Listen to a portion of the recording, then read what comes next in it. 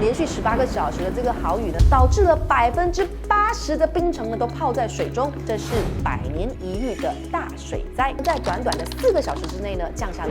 1个月的雨量，整个马来半岛呢几乎都被洪水瘫痪，连渡轮也被吹上岸。洪水巨大的浪花将人冲走啊，死亡人数更是高达40人，马来西亚史上最严重的5次水灾。